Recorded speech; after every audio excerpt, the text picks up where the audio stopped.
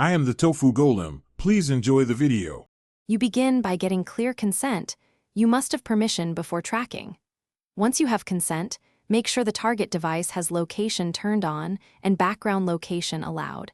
Disable aggressive battery optimization so updates arrive reliably. Next, pick a reputable tracker app and verify the target phone number in the app.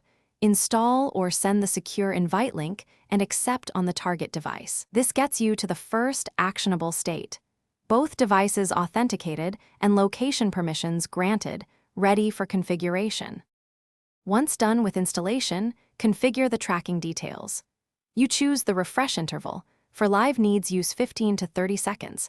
For passive monitoring, use 1 minute or more to save battery. Make sure GPS accuracy is prioritized and allow fallback to Wi-Fi and cell triangulation when GPS is poor. Then name the device, pick map and units, and set geofence zones and alert thresholds so notifications trigger only for meaningful events. These steps control how precise. To finish, run a live test. Ping the number, check the return coordinates, timestamp, and accuracy radius so you know what the map points mean.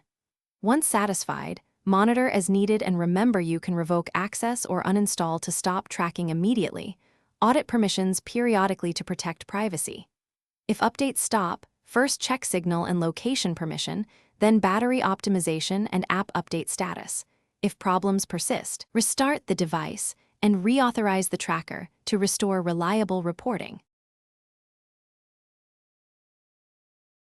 Thanks for watching. Consider subscribing if we helped you today.